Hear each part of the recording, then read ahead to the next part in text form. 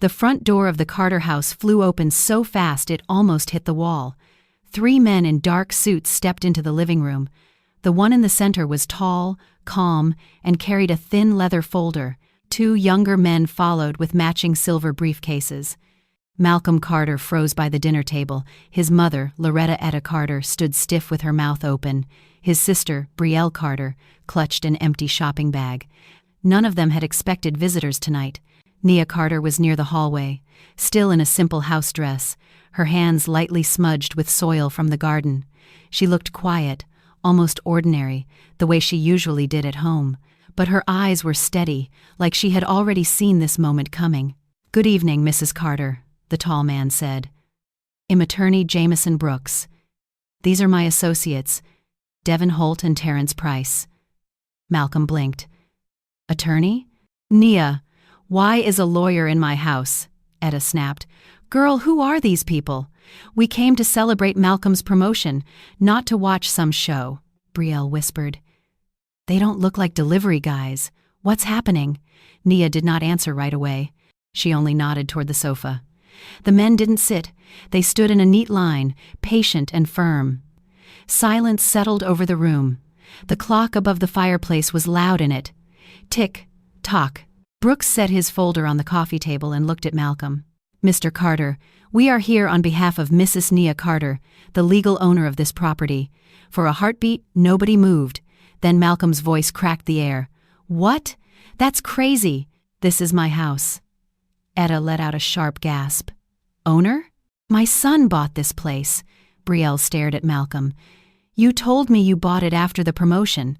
Malcolm stepped forward, chest high, still in the new director's suit head worn home from Carter and Vale Construction. His tie was loose, but his pride was tight.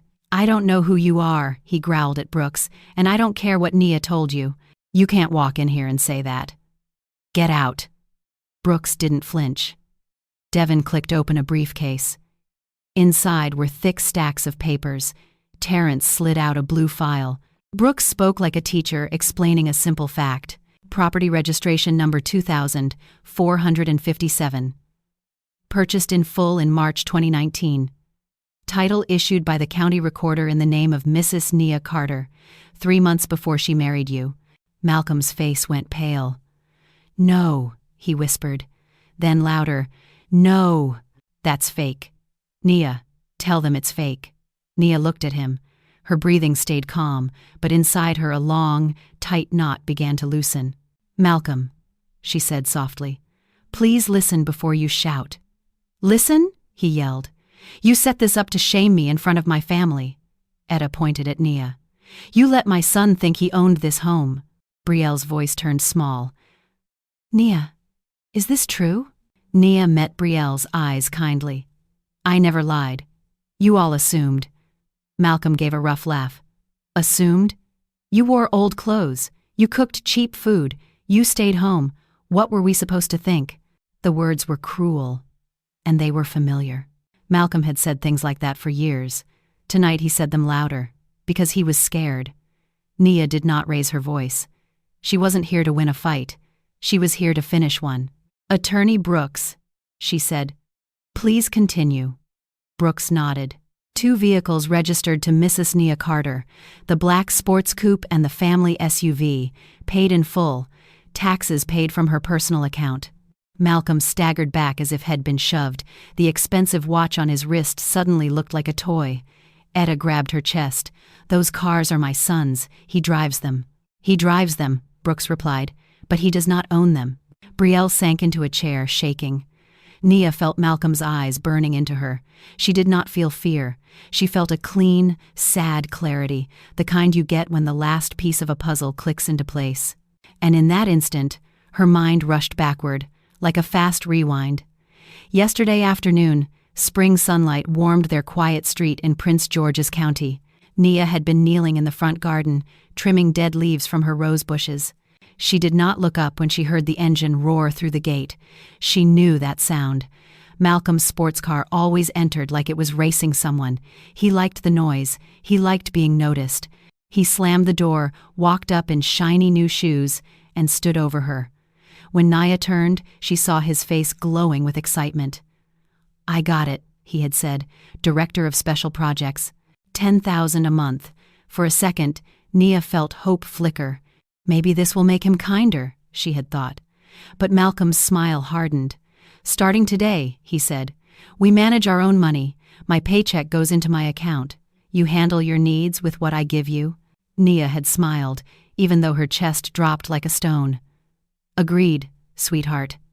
That was the moment her hope became quiet disappointment. Not anger, not revenge, just a sad knowing that the man she married did not really see her. Now, back in the living room, Malcolm was still shouting. Papers were still spread on the table. Etta was breathing fast. Brielle stared at Nia like she was someone new. Nia took one slow step forward. "Malcolm," she said gently, "I didn't bring them here to hurt you. I brought them here because you asked for separate money. You wanted things to be official." His mouth opened, but nothing came out. The clock kept ticking. Tick, tock. Nia knew his world was about to flip upside down. In a few minutes, the lawyer would open more files, and each page would peel away another lie. Malcolm didn't know that his promotion, his shiny suit, even his proud new title, were all tied to the woman he had just insulted. Etta and Brielle didn't know they were standing on borrowed ground either, but Nia knew. She had known for a long time, and tonight she was done pretending for their sake. If you're listening, and you've ever been treated like you were small, stay with me. This story isn't about loud revenge. It's about quiet truth, and what happens when greed forgets who built the ground it stands on. The room was still stuck in that heavy silence, but the story did not start tonight. To understand why Nia was standing so calm, while three lawyers unpacked files, we have to go back to the day before, to the moment Malcolm came home with his chest full of pride. It was a bright spring afternoon in Prince George's County. The trees on the street were full of new green leaves, and the air smelled like cut grass after rain. Nia had been outside since lunch. She wore an old blue house dress and gardening gloves with a small hole in the thumb. She was not trying to be fancy. Roses always helped her breathe. She knelt in the front yard, clipping dead leaves and loosening the soil. A robin hopped along the walkway, looking for worms. The neighborhood was quiet, the way it usually was on weekdays. Most people were at work. Some were retired and taking slow walks. Nia liked that quiet. It made the house feel like a place to rest. Then the quiet was broken. A sports car roared down the street, too fast for a calm neighborhood. The engine sounded like a lion. Nia did not look up. She knew that sound too well. Malcolm always pressed the gas hard when he pulled in, even when there was no one to race. He liked the message it sent. "I'm here. Look at me. I matter." The car swung through their gate, rolled up the driveway, and stopped with a sharp hiss. A door slammed. Footsteps came across the porch, quick and heavy. Nia could feel his eyes on her back before he spoke. "Still playing in the dirt," Malcolm said. It wasn't a question. It was a sneer. Nia rose slowly and brushed her gloves together. She turned with the patient smile she had learned to wear in this house. For a long time, that smile had helped keep peace. Lately, it had become a shield. "You're home early, sweetheart," she said. "How was your day?" Malcolm did not answer. His eyes swept over her like a judge. He saw the smudge on her cheek, the little bits of soil on her knees, the way her hair was tied back with a plain band. Then he looked down at himself, at his crisp suit jacket, his fresh white shirt, his shiny shoes. He enjoyed the contrast. "Look at me, Nia," he said, striding past her into the house. He tossed his briefcase onto the sofa with a loud thump. His keys clattered onto the glass table. He wanted noise. Noise made him feel important. Nia followed him inside, still calm. "I'm looking," she said softly. "What news do you bring?" Malcolm loosened his tie but did not take it off, like a man who wanted the world to see proof of his work. He leaned back a little, smiling wide. "I got it," he said. "I finally got it." Nia blinked. "Got what, dear?" "My promotion," he said, nearly shouting. "Director of Special Projects at Carter & Vale. Effective immediately." For a second, Nia felt something warm open inside her. Pride. Relief. A small, hopeful spark. She remembered the younger Malcolm, the man who used to sit at their kitchen table late at night, dreaming about a future he wanted to earn. She had loved that man. "Oh, Malcolm," she said, and her smile softened for real. "Congratulations. I'm truly happy for you." He didn't seem satisfied. "Just happy?" he asked, stepping closer. "Do you know what my salary is now?" Nia nodded gently. "Tell me." 10,000, Malcolm said, letting the number hang in the air as if it were a crown. $10,000 a month. Base pay. That doesn't even include bonuses. He watched her face like a hunter, waiting for fear or surprise. Nia didn't give it to him. She simply nodded again. "That's a blessing," she said. "You worked hard for it." Malcolm puffed his chest. "Hard, yes. And now that I've reached a new level, I think it's time we set some rules." Nia waited. Her heart beat faster, not because she was scared, but because she was listening. She had watched Malcolm change over the last few years, tiny shift by tiny shift. Every raise made his voice louder and his patience smaller. She had hoped love would pull him back. "What kind of rules?" she asked. Malcolm raised one finger, like he was giving a speech. "Starting today, we manage our own money, separately." Nia did not move. "My paycheck goes into my personal account," he went on. "I handle it myself. You handle your needs with whatever I decide to give you for the household. 1,500, maybe 2,500 a month. More than enough since you're home all day." He said it like a gift. There was a pause. Malcolm waited for her to protest. He expected tears or yelling. He wanted a fight because a fight would prove he had power. Nia looked at him. She did not feel rage. She felt a quiet drop in her stomach, like a door closing slowly. The words were not just about money. They were about how he saw her. A helper, someone to be managed. For a heartbeat, she wanted to say, "Do you remember who held you up when your career stumbled? Do you remember who paid for your mother's roof and your sister's dreams?" But she did not say it. She took a breath instead. "Agreed," she said. One word. Clear. Soft. Malcolm blinked, stunned. "That's it? You just agree?" "Yes, sweetheart," Nia replied. "It's your money. You have the right to manage it. I won't stop you." Her calmness hit him like a slap. He had prepared speeches to crush her arguments. Now he had no arguments to crush. He felt small for a second, and that made him angry. "Good," he snapped. "At least you know your place." He pointed toward the hallway. "Go, draw me a hot bath. And make me some of that imported coffee I bought yesterday. Don't use that cheap stuff you like." Then he walked toward the bedroom without looking back. Nia stayed still until she heard the shower start. Only then did she move. She didn't go to the tub. She didn't go to the coffee machine. She reached into the pocket of her dress and pulled out a phone. Not the old, cracked phone she used in front of Malcolm. This one was sleek and new, the kind he never noticed because he never asked. Her fingers moved fast. She sent a message to a number saved as legal team. "Tonight. Confirm." A reply came seconds later. "All prepped as ordered, ma'am." Nia deleted both messages.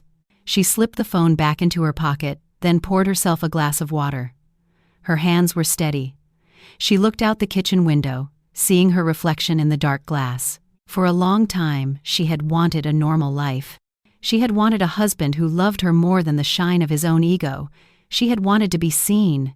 Tonight, she realized, she had been invisible in her own home for too long. She was not plotting because she enjoyed pain. She was ending a mistake. She had tried talks, prayers, even jokes to pull Malcolm back. Nothing worked, so she chose quiet truth. If he wanted separate money, he would also get separate consequences. That was fair. That was simple.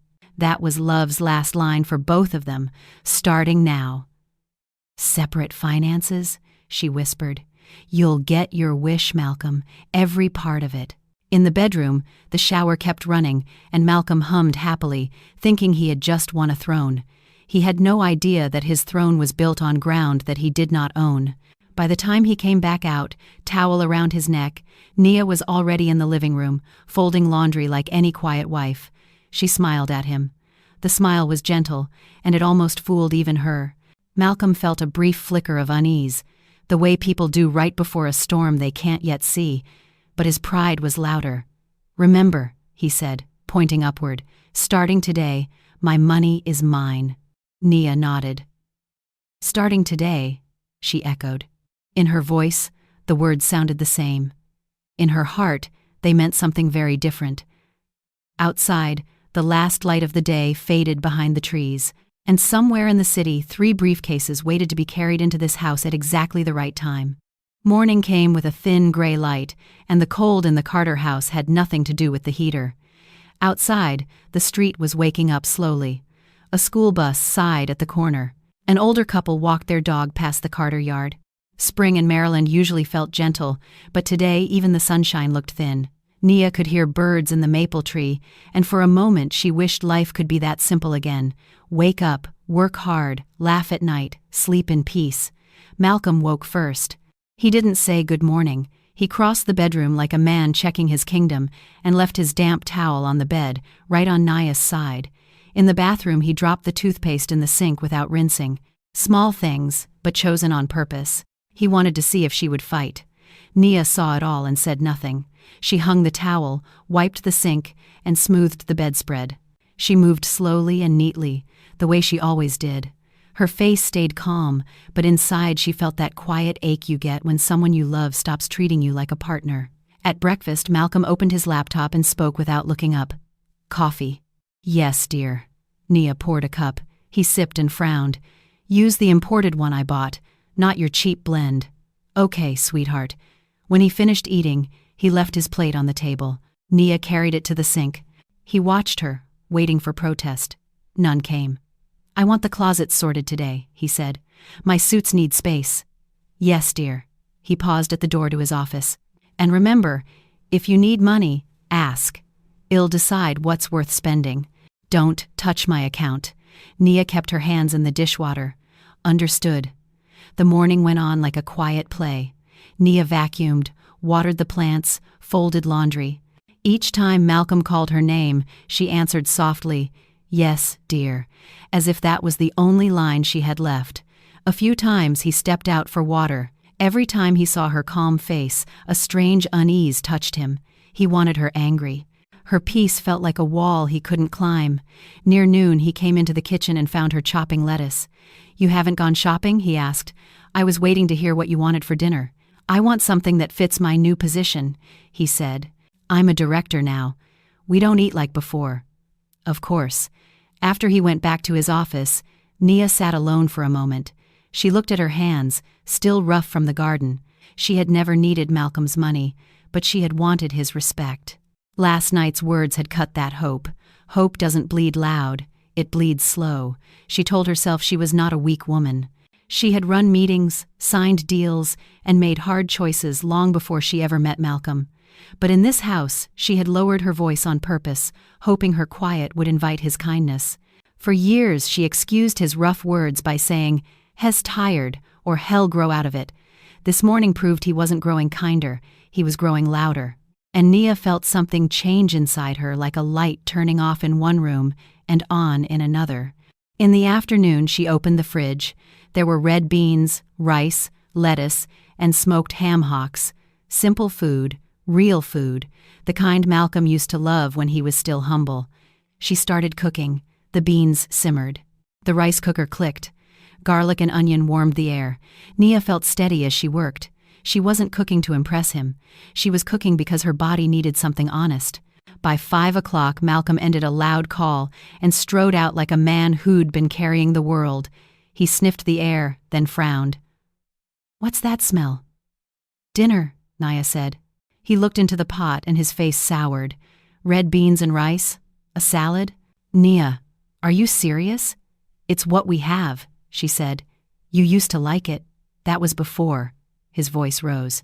Before I had a title. You're doing this on purpose to embarrass me because you didn't like my decision last night. I'm not trying to embarrass you. I cooked what was here. Stop making excuses. You should have bought Wagyu steak or salmon. You're supposed to support your husband. Support. The word hung there like smoke. Nia felt the sting but didn't flinch. Malcolm leaned closer, ready to keep yelling. Then the doorbell rang. Ding dong! Loud and impatient. Malcolm snapped his head toward the hall. Who is that? Did you invite someone? I didn't invite anyone. The bell rang again, longer, and a sharp laugh floated through the glass. Malcolm knew that laugh. So did Nia. He yanked the door open. Loretta Etta Carter stepped in first, bright blazer, big swinging earrings, energy like a marching band. Brielle followed, gum popping, eyes already scanning the room. Both carried empty shopping bags, the kind people bring when they expect to fill them. "My baby boy!" Etta cried, hugging Malcolm. "My director. I'm so proud of you." Brielle squealed. "Congrats, big bro. So we're celebrating big, right? I've been looking at Dubai trips." Malcolm grinned, his pride swelling again. "Come in, Mama. Come in, Brielle. You could have called. We wanted to surprise you," Etta said. She handed her purse to Nia without asking. "Hold this." Nia took it quietly. Etta marched to the dining table and lifted the pot lid. Her smile vanished. "What in the world is this?" she shrieked. "Red beans and rice? Salad? Nia, are you out of your mind?"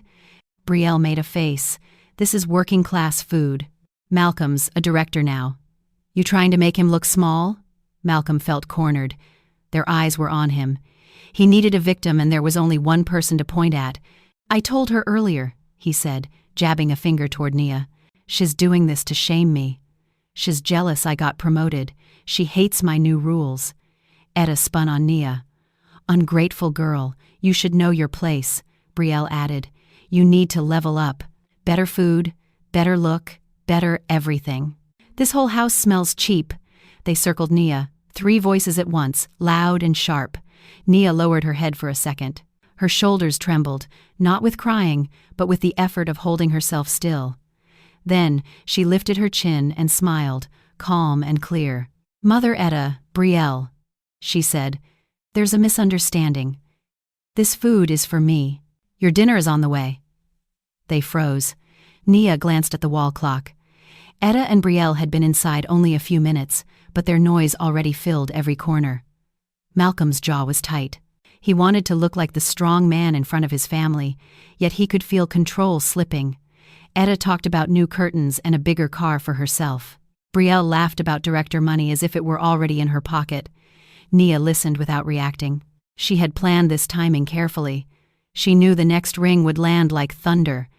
She kept her smile soft, because the calmest voice in the room was about to speak next now. Right then, the doorbell rang again, firm, professional, nothing like Etta's banging. Nia's smile stayed steady. "If you're still listening, stay close. Hit like so I know you're here, because whoever is at that door is about to turn this whole house upside down." The second ring of the doorbell sliced through the kitchen. It wasn't the long, rude buzz Etta used when she wanted attention. This sound was short and steady, like someone who knew exactly why they were there. Malcolm glared at the door, then at Nia. "Who is that supposed to be?" Nia dried her hands on a towel. Her voice stayed soft. "Your dinner, like I said." Brielle rolled her eyes. "If it's takeout, tell them to hurry. I'm starving." Etta planted her fists on her hips.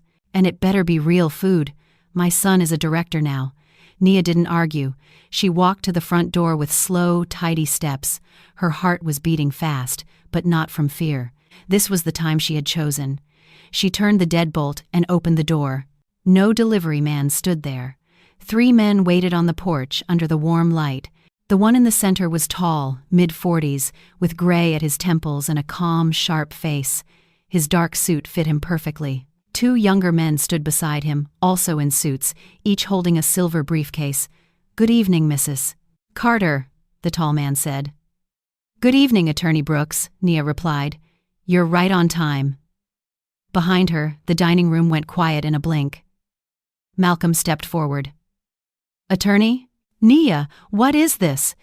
Etta shoved past him, trying to see. "Who are these people? And why are they dressed like that?" Brielle whispered. "They don't look like caterers. They look like trouble." Attorney Jameson Brooks gave a respectful nod to Nia and walked inside. Devin Holt and Terrence Price followed. They didn't ask to sit. They didn't waste time. Their clean shoes crossed the marble floor with steady, confident steps. They moved past Malcolm, Etta, and Brielle, as if the 3 of them were furniture. Malcolm's face heated. He wasn't used to being ignored in his own house. "Hey!" he shouted. "You can't walk in here. This is my home. Nia, tell them to leave." Nia closed the door quietly. She turned to him, still calm, but her eyes were no longer the eyes of a woman asking for peace. "Malcolm," she said, "they're not guests. They're here for business." "What business?" he snapped. "I'm having dinner with my family. If you want to talk lawyers, do it tomorrow. I'm a director now. I don't have time for games." Brooks finally faced him. "Good evening, Mr. Carter. I didn't give you my name." "No," Brooks said evenly. "Mrs. Carter did," he signaled with one hand. Devon set a briefcase on the coffee table and clicked it open. Thick stacks of documents sat inside, neat and heavy. Terrence placed the second briefcase beside it and waited. Etta's voice shot up. "Papers? Nia, what are you plotting? You see?" Malcolm barked at his mother and sister. "She's humiliating me because I separated our money. She hates that I got promoted." Brielle nodded fast. "This is petty, Nia. We're celebrating." Etta stabbed a finger toward Nia. "You better remember your place. You're nothing without my son." Nia didn't raise her voice. "Attorney Brooks, please proceed." Brooks lifted a blue folder. "Mr. Carter, you said this is your house. Is that correct?" "Yes," Malcolm snapped. "I live here. I pay for it. I'm the husband." Brooks opened the folder and held up a deed. Property registration, 2457. Purchased in full in March 2019. Title issued by the county recorder in the name of Mrs. Nia Carter, 3 months before your marriage. For a moment, no one breathed. Malcolm stared like the paper was a snake. "That's not possible," Etta gasped. "Fake. My son bought this place." "The deed is official," Brooks replied. "The date is clear." Malcolm turned to Nia, voice cracking. "Tell him he's lying." Nia met his eyes. Her chest tightened with sadness, not anger. "He isn't lying." Malcolm's mouth fell open. "So you hid this?" "You let me think I never lied," Nia said quietly. "You never asked. You assumed." Brielle jumped in, sharp and loud. "How could we not assume? You act like a housewife. You dress like one. You never said you owned anything." "I act like myself," Nia answered. "I don't owe anyone a show." Etta shook with rage. "Then why let him brag to people?" "He told our church he bought this house." Nia's eyes flickered. "I hoped one day he'd care more about truth than praise." The room went still again. Brooks opened a red folder. "We also have documentation regarding the vehicles on this property." Malcolm scoffed. "My cars? I bought those." Brooks held up 2 registrations. "The black sports coupe and the SUV are registered to Mrs. Nia Carter. Paid in full from her account. Taxes paid from her account." Brielle's breath caught. Etta grabbed the back of a chair as if it were the only solid thing left. "Driving is not owning," Brooks said. Malcolm stepped close to Nia, low and dangerous. "You set me up. You made me look stupid." Nia didn't step back. "You made yourself look stupid when you chose arrogance over respect." He flinched. The words landed harder than any shout. Etta snapped. "Desperate now. You're jealous he got promoted. That's all this is." Nia let out one slow breath. "Jealous of what, Mother Etta?" Etta blinked. "Jealous of a title I already gave him?" Nia added. Malcolm's head jerked up. "What are you talking about?" Brooks slid a sheet onto the table. "There is also a financial record that must be addressed. The total owed by Mr. Malcolm Carter to Mrs. Nia Carter is $200,000. $200,000? Brielle whispered. Etta cried out, "That's impossible!" Malcolm stared at the number. "I never signed a loan. I never borrowed money from her." Brooks' voice stayed cool. "Did she need your signature when she paid $75,000 to renovate your mother's home? Or when she sent your sister funds for 3 failed businesses?" Brielle stiffened. "Those were gifts from my brother. They were transfers from Mrs. Carter," Brooks said. "Receipts and bank records are included. $75,000 for Mrs. Etta Carter. $75,000 for Miss Brielle Carter. $50,000 for Mr. Carter's clubs, watches, and personal expenses." Each number sat on the table like a brick. Malcolm's anger spun into panic. He grabbed at the last insult he could reach. "Where did you get that kind of money, Nia? You have a sponsor?" Etta seized on it. "That's right. A decent woman can't have that much money without doing dirty things." Brielle nodded, frightened and grateful for a story that blamed Nia. "Yeah, Where did it come from? Nia took a step forward. Her calm filled the room. Malcolm, she said, in 5 years, you never asked who I really was. You liked that I was quiet because it made you feel bigger. He blinked, confused. I'm an investor, Nia continued, voice clear. I built my portfolio before I met you. Real estate, stocks, small business funding. I chose a low profile because I wanted a normal marriage. Brooks added gently, Mrs. Carter is the founder and CEO of Phoenix Dominion Group. The name hit the air like thunder. Etta's lips trembled. Brielle's eyes widened in raw fear. Phoenix Dominion was the group people in the D.C. area talked about with respect. It didn't just fund projects. It owned the whole web around them. Malcolm shook his head. No, that can't be you. It is, Nia said. His world slid sideways. He tried to grab pride again. Even if you're rich, what does that have to do with my promotion? I earned that. Nia looked at him with quiet pain. Did you ever wonder why you were promoted right after Phoenix Dominion saved your company? Malcolm froze. Brooks stepped in, patient as a judge. Carter and Vale was close to collapse 6 months ago. 2 months of unpaid salaries, stuck projects.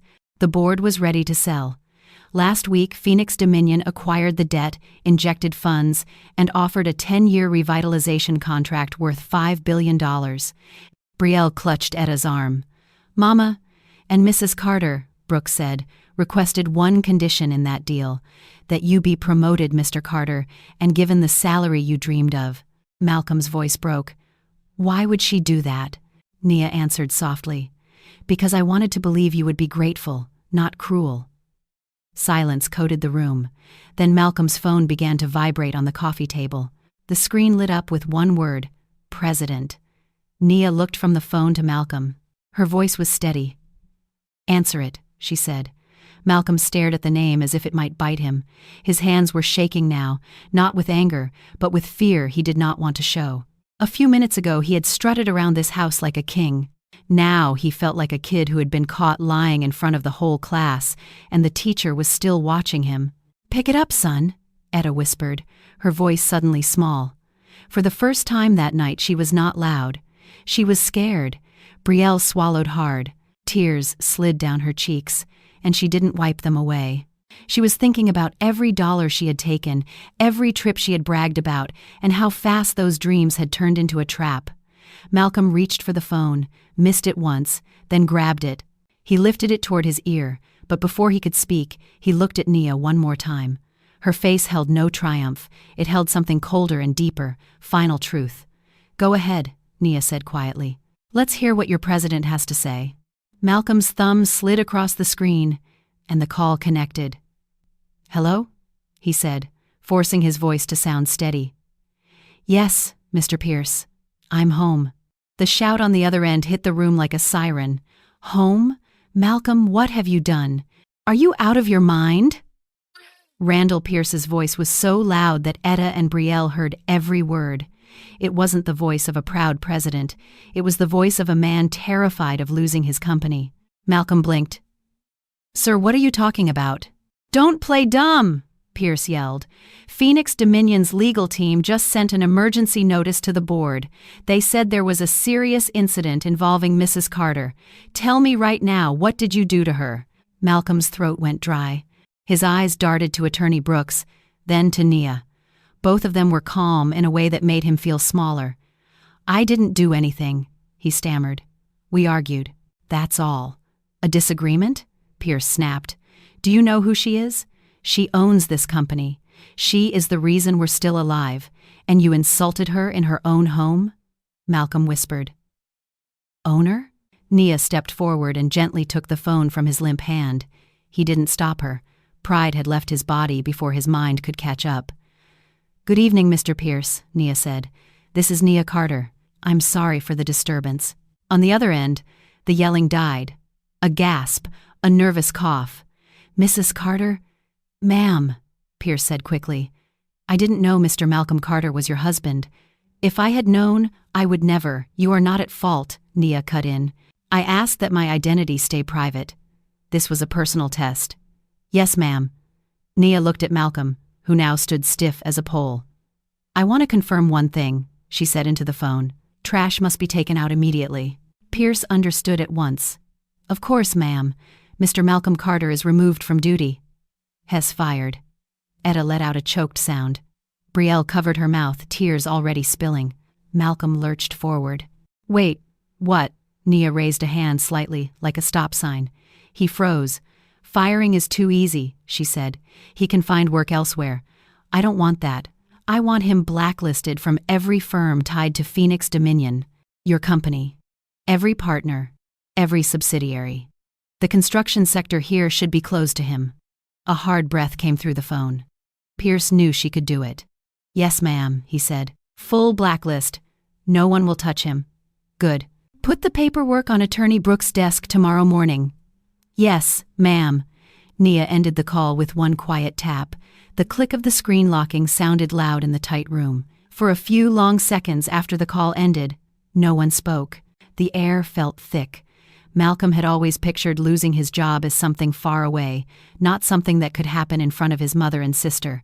He swallowed. You can't do that, he said, but his voice sounded hollow. They promoted me this morning. They said I was the right man for the new client. Brooks placed another page on the table.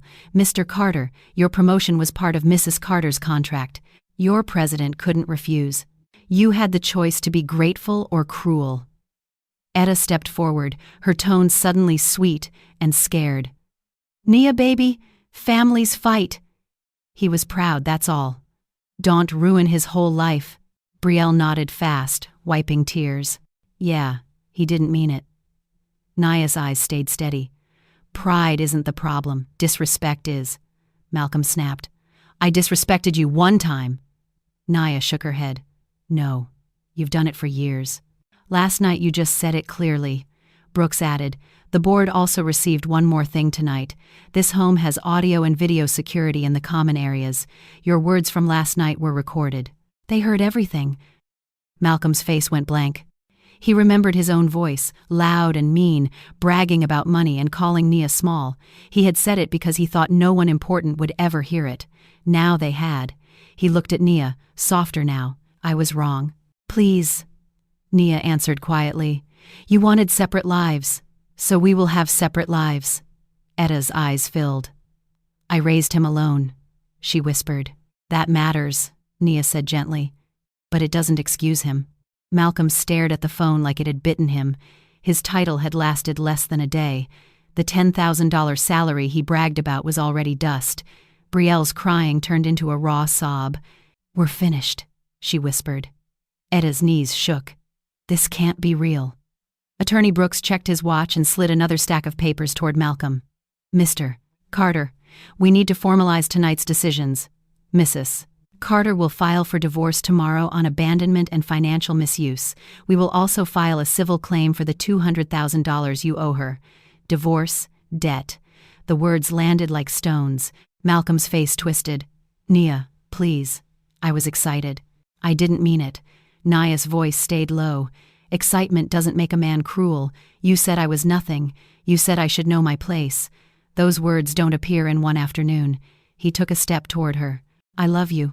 Ill change. You loved power, she said. And when you thought you had it, you pushed me away. Etta snapped, desperate now. You can't throw my son out. This is his house. Brooks turned to her.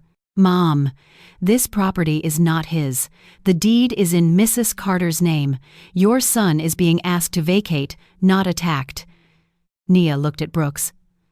Malcolm asked for separate finances. I will honor that. I see no reason to support him. Or his guests. Brielle's sobs stopped mid-breath. Guests? You mean us? Yes, Nia said. Malcolm's eyes flashed. You're kicking my mother and sister out too? Malcolm's knees softened.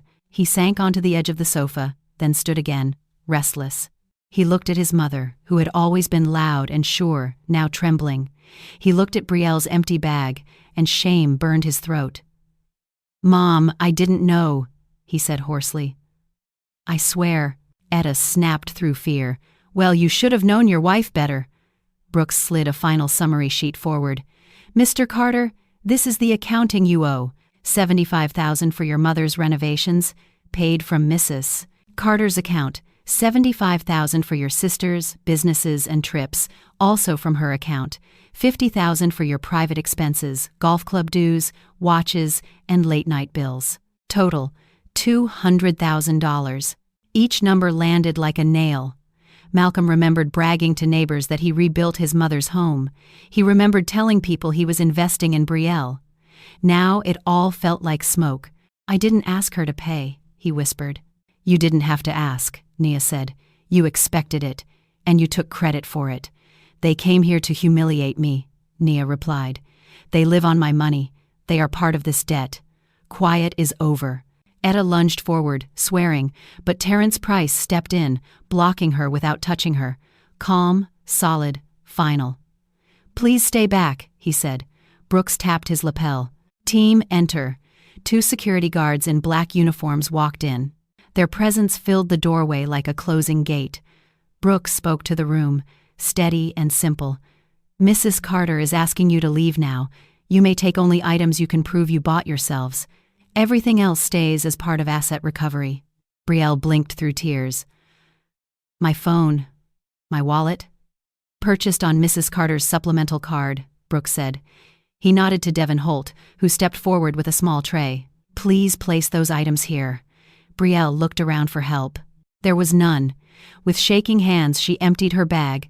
Phone, leather wallet, sunglasses, makeup. Each click on the tray was another piece of her old life falling away. Malcolm watched Brielle's things pile up on the tray, and something inside him cracked. He had always told himself he was the provider, the strong one.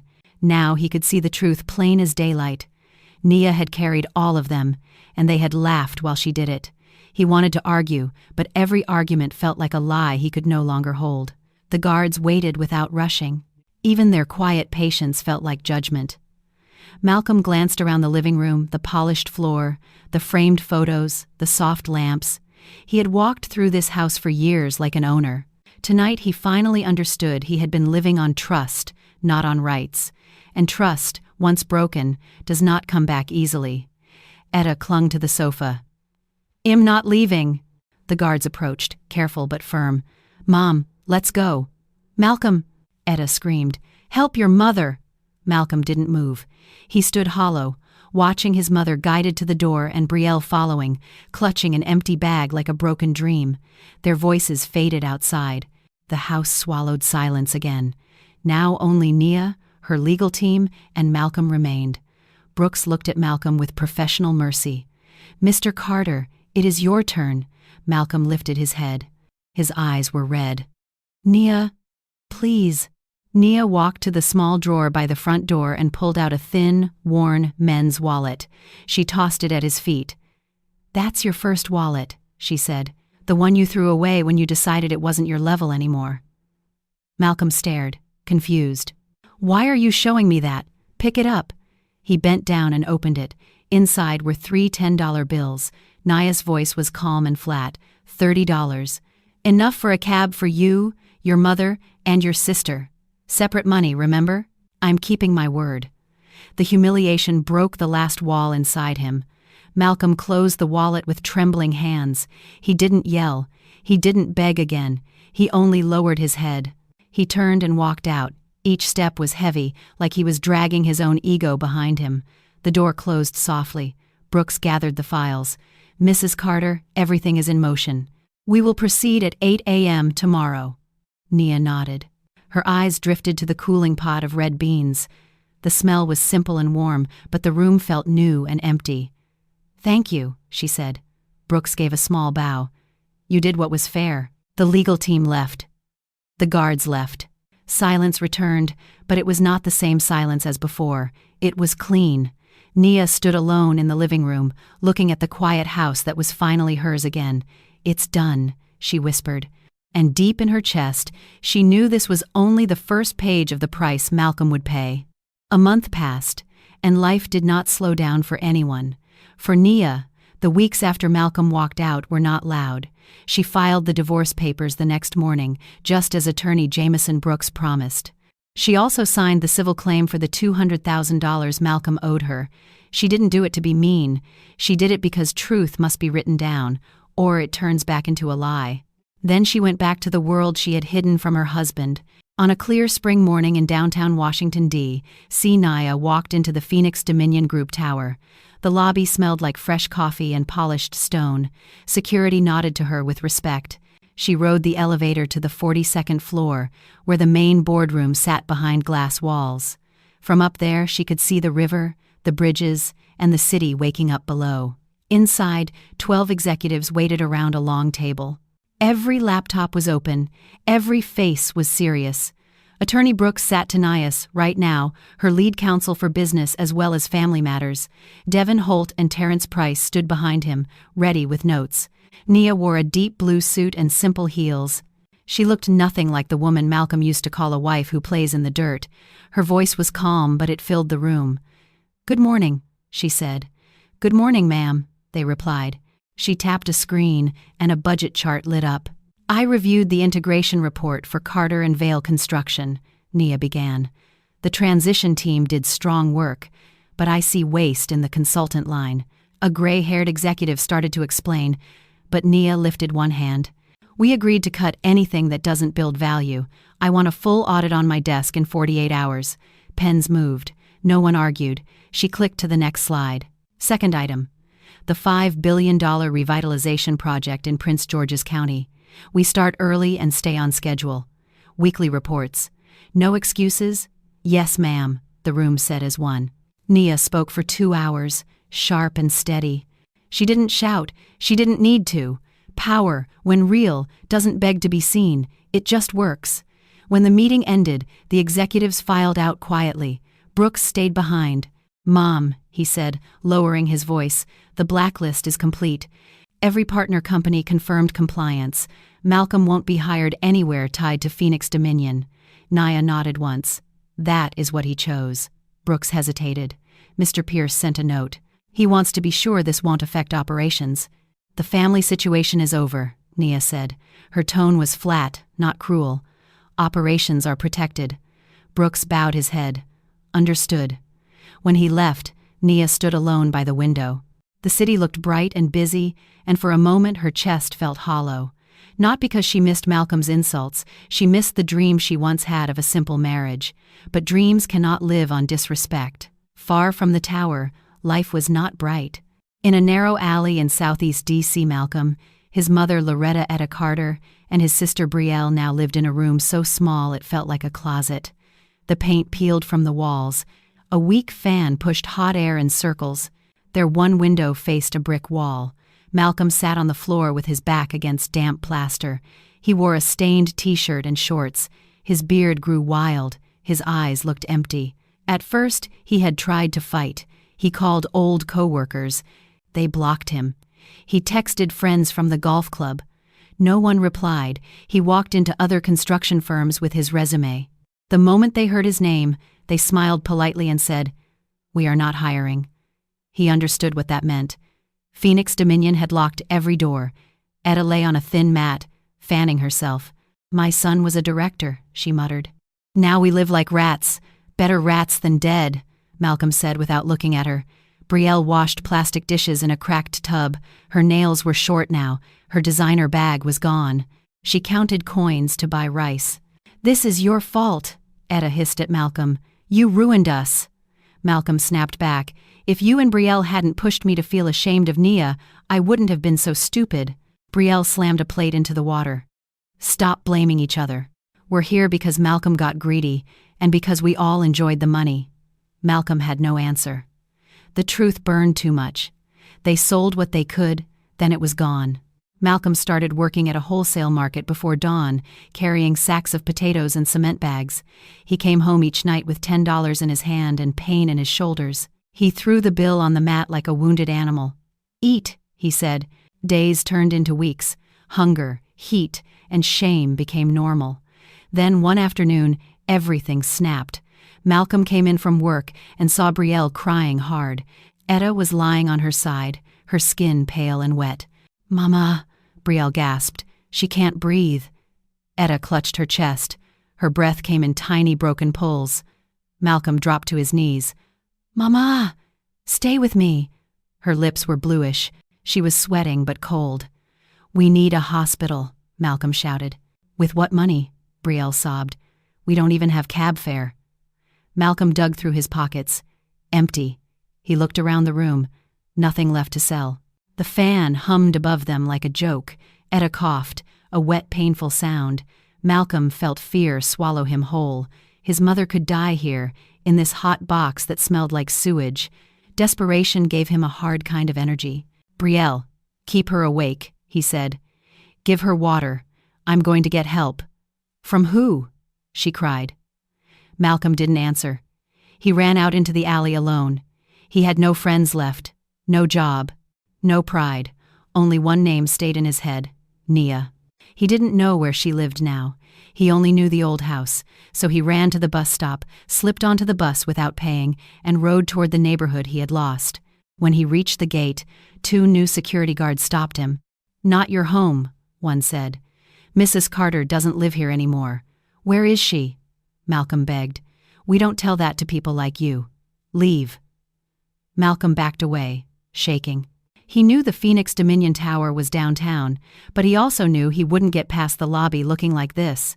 He sat on the sidewalk, head in his hands. Night came. His stomach growled. His mother's gasping face haunted him. He remembered the luxury hotel down the street.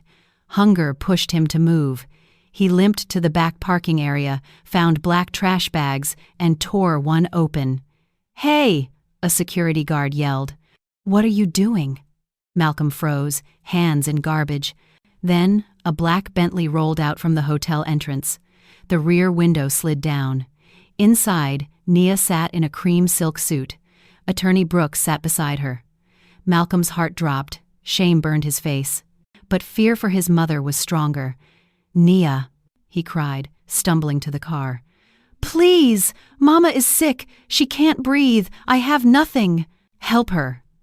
The guard moved to grab him, but Nia's voice came out steady from inside the car. "Let him come." Brooks opened the door and stepped out. Malcolm fell to his knees on the asphalt. "I'm begging you," he sobbed. "Save my mother." Nia looked down at him. Her face held no triumph, only pity, the kind that hurts more than anger. She spoke to Brooks, not to Malcolm. "Call an ambulance to their address. Transfer Mrs. Etta Carter to our partner hospital. Best care. All expenses covered." "Yes, ma'am," Brooks said, already dialing. Relief hit Malcolm so hard he almost collapsed. "Thank you," he whispered. "Thank you." "I'm not finished," Nia said. Her eyes met his, cool and clear. "Find a safe room for Etta and Brielle.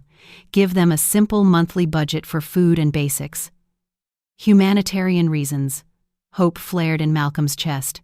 Maybe she still loves me. Then Nia's next words cut that hope clean. "You, Malcolm, are healthy. You still owe me $200,000, and you still chose separate finances." Malcolm blinked. "Nia, it'll work. It'll do anything." "But I was a director." "I have a degree. You will work," she said, "but not above other people." She pointed across the street to a construction site lit by floodlights. "Attorney Brooks, talk to the supervisor there. Make sure Malcolm starts tomorrow as a cement loader. 7A. M." Malcolm stared at her, stunned. "A loader?" Nia's voice rose for the first time, not in rage but in truth. "You were a fake director living on my money. A loader is an honest job. You need to learn what earning really means." She leaned back in her seat. "What I'm doing for your mother and sister is charity," she said, "not marriage. Your wife is gone. This is compassion from a stranger. You asked for separate lives, Malcolm. I'm honoring that." The ambulance siren wailed in the distance. Nia looked at him one last time. The pity in her eyes stayed a boundary. "Enjoy the fruit of your labor," she said softly. The window rolled up like a curtain closing. The Bentley glided away. Malcolm stayed on his knees, watching the car disappear. He wasn't in jail. He wasn't dead. But he finally understood the price of his own greed. Behind him, the sirens grew louder, and the night air smelled like dust and truth. 1 month after that night, the world looked different for all of them. For Nia Carter, the days were full but quiet. She returned to the Phoenix Dominion Group Tower in Washington, D.C. sat in meetings, read reports, signed contracts, and spoke with calm strength. People listened because she was clear and fair. At night she went home, drank tea, and felt something she had not felt in years: peace. For Malcolm Carter, peace was a word from another life. He, his mother Loretta Etta Carter, and his sister Brielle Carter were crammed into a small rented room in a narrow alley on the edge of the city. The place was barely bigger than a closet. Thin plywood walls let every sound in from next door. A weak fan pushed hot air in circles but never cooled it. Their window faced a brick wall, so the room stayed dim even at noon. The first week after they were thrown out, Malcolm kept saying, "Well, fix this. Well, be back." He called old co-workers at Carter and Vale Construction. Some did not pick up.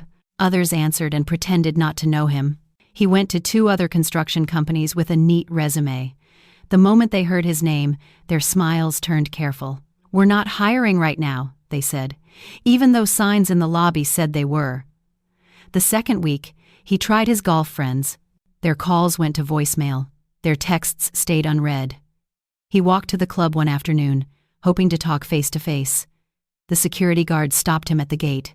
"Members only," he said, like Malcolm was a stranger. Malcolm turned around, cheeks burning. By the third week, the money was gone. The $30 Nia had given him paid one night of rent and a little rice. They sold what they could. Brielle sold earrings, then shoes. Etta sold her wedding ring. Malcolm tried to sell his watch, but it was a fake. The pawn shop offered $5 and laughed. Hunger does that to pride. It melts it fast. Malcolm started waking up before sunrise. He went to a wholesale market and asked for work as a loader. The foreman needed bodies. $10 a shift, he said. Malcolm nodded and lifted his first sack that day. He carried boxes, potatoes, and cement bags that cut into his shoulders. His palms cracked. His back ached. Every night he came home sweaty and dropped a crumpled $10 bill on the mat. "Eat," he would say. Etta complained anyway.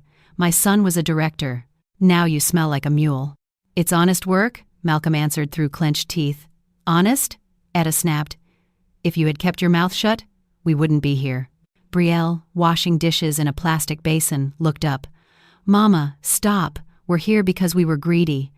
Etta glared. "I'm your mother. I deserve comfort." "Comfort doesn't come from taking other people's money," Brielle said, voice shaking. Malcolm turned on them. "You two pushed me. You laughed at Nia. You made me feel ashamed of her." Etta sat up, eyes sharp. "So now it's my fault you acted like a fool?" "Not only yours," Malcolm shot back, "but you helped." Brielle slammed a plate into the basin, water splashing. "Stop pretending you were innocent, Malcolm. You said those words. You wanted separate money." After that, the fights became their daily routine. They fought over rice portions, over soap, over who used the fan. They were like crabs in a bucket grabbing each other because none of them knew how to climb out. On the 4th week, something worse than hunger arrived. It was a heavy afternoon. Malcolm came home from the market with his $10 and found Brielle crying in the corner.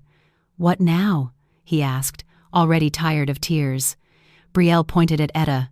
"She can't breathe." Etta lay on her side, pale and sweating. Her lips were turning faintly purple. She clutched her chest and gulped for air in tiny, broken pulls.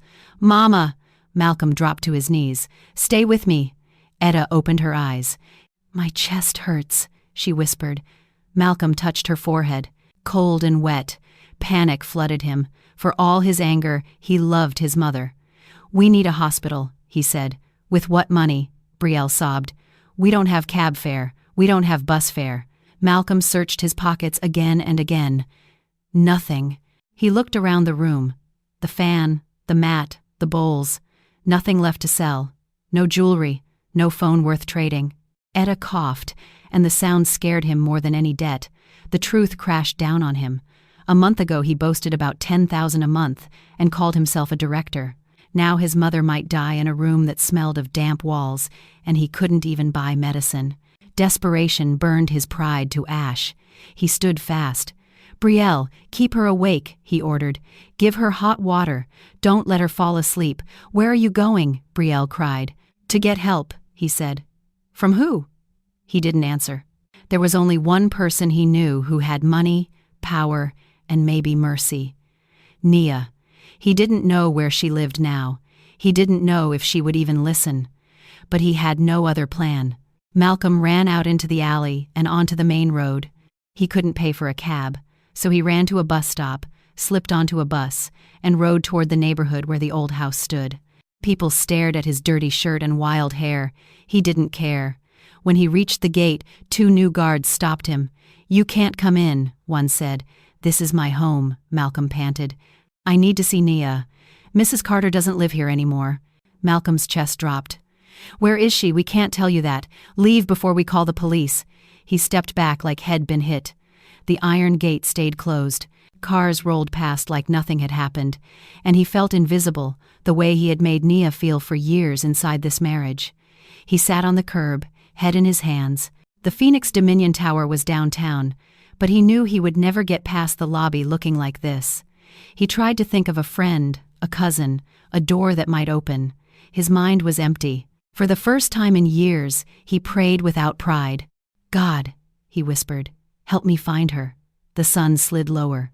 Cars passed. A neighbor walked a dog and looked away.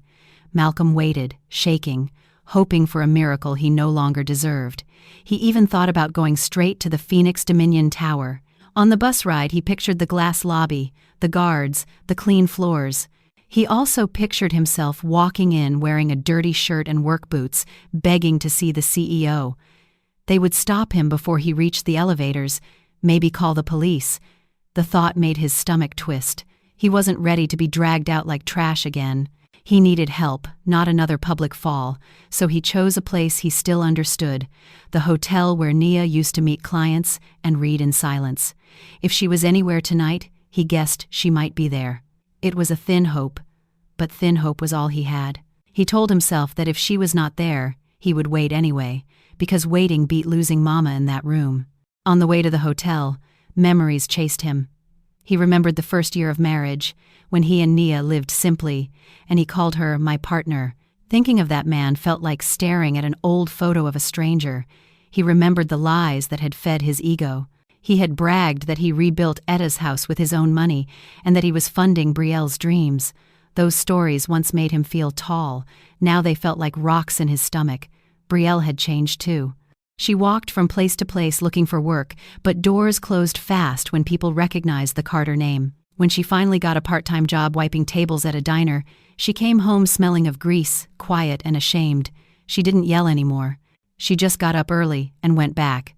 Etta's pride cracked slower. She still complained about heat and noise, still blamed Malcolm, still called Nia cruel. But her cough grew deeper each day. Some mornings she sat staring at the wall for a long time, breathing like it hurt. Malcolm noticed and pushed the worry down, praying it was only stress. Now, walking toward the hotel, fear was all he had. The hotel's back parking lot was dim and empty. Malcolm slipped behind delivery trucks toward the kitchen door. 2 black trash bags sat near a dumpster. He knelt and tore one open. The smell of warm bread rose up under the stink. Hunger won. He reached in. "Hey!" a guard shouted. "What are you doing back there?" Malcolm froze, shame burning his face. He opened his mouth to beg, then stopped. Before the guard could reach him, a low, smooth engine rolled into the lot.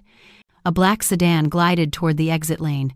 Its tinted window began to slide down. Malcolm's breath caught. He didn't know who was inside, but he felt the answer to his desperate search was about to appear.